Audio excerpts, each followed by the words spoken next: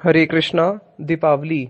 दीपावली से ठीक एक दिन पहले आती है नरक चतुर्दशी, जिस दिन भगवान श्री कृष्ण ने नरकासुर का वध किया था। और अमावस्या की रात को आती है दीपावली। दीपावली का अर्थ है दीप एवं अवली। दीप जो है ज्ञान का प्रतीक है, रोशनी का प्रतीक है। और अवली का अर्थ है पंक्ति, यानी कि दीप की पंक्ति, ज्ञान की पंक्ति। हमारे हृदय में निरंतर ज्ञान का स्रोत, निरंतर ज्ञान की धारा बहते रहना ही वास्तविक दीपावली है।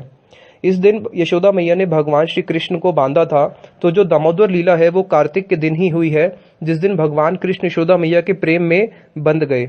और इसी दिन भगवान श्री राम लंका पे विजय प्राप्त करके वापस अयोध्या को लौटे थे। तो अयोध्या वासी बड़े ही प्रसन्न हुए कि उनके जीवन में राम पुनः आ गए, और राम के स्वागत में उन्होंने दियों को जलाया था। और इसी दिन पांडव जो है अपना वनवास पूरा करके हस्तिनापुर को लौटे थे। और इसी दिन दीपावली के दिन माँ लक्ष्मी जो है समुद्र मंथन से प्रकट हुई थी, और नारायण भगवान ने उनको अपना अर्धांगिनी के रूप में स्वीकार किया था। और इसी दीपावली पर्व पे ही यमराज नचिकेता संवाद भी हुआ था। ये यमराज नचिकेता संवाद जो है कंठोपनिषद में आता है। नचिकेता एक ऋषि के पुत्र थे, और ऋषि जो थे इनके पिताजी बूढ़ी बूढ़ी गैया दान कर रहे थे ब्राह्मणों को।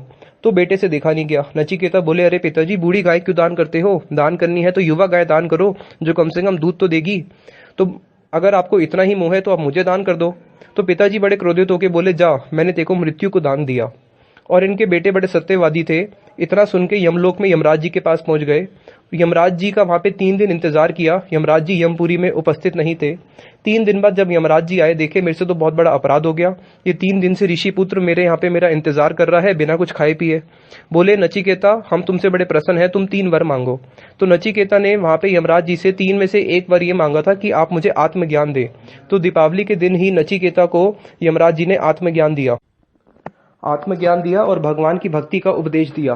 तो देखिए, वास्तविक में दीपावली बनाना तब है जब हम इस भावना से बनाएं कि भगवान कृष्ण को हम अपने प्रेम में बांध सकें, या इस भावना से, जिस भावना से अयोध्या वासियों ने घर में दिए जलाए थे कि भगवान श्री राम आए हैं। तो जिस दिन हमारी ये भावना होगी कि भगवान श्री राम हमारे जीवन में आए और हमारा हृदय जो है अयोध्या स्वरूप हो, उसमें हम राम जी को स्वागत करें, तब तो वास्तविक में हमारा दीपावली बनाना है।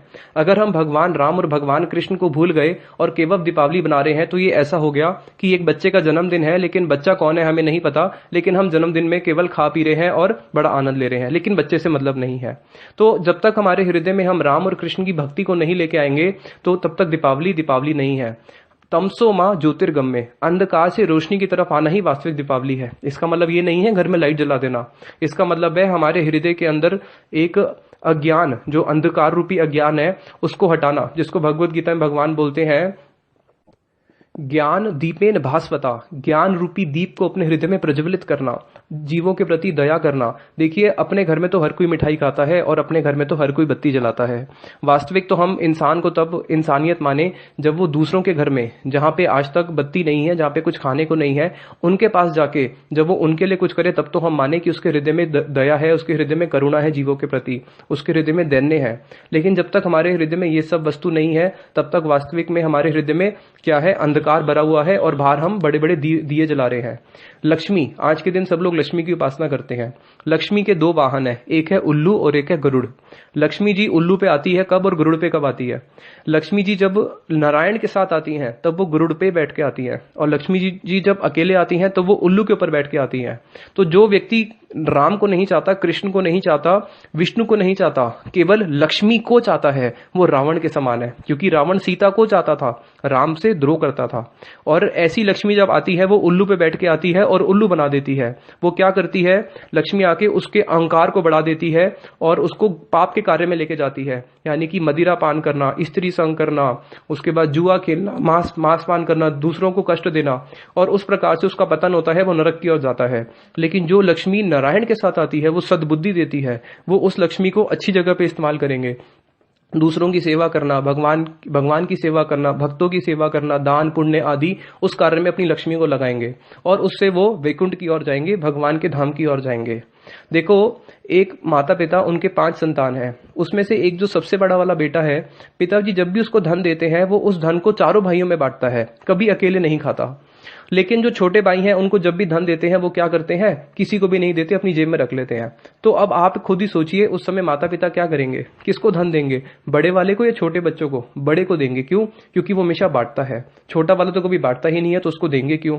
तो उसी प्रकार से जब भगवान हमें, लक्ष्मी भगवान ने हमें दी है, अगर हम उसको सेवा में लगाते हैं, भक्तों की, भगवान की, और जहां पे हमें दिखता है जरूरतमंद की सेवा में लगाते हैं, तो बिना मांगे भी भगवान हमें देंगे।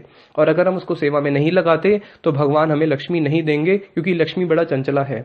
लक्ष्मी उन्हीं के पास आती है जहां पे वो देखती है कि उसका सदुपयोग हो रहा है। हरे कृष्ण।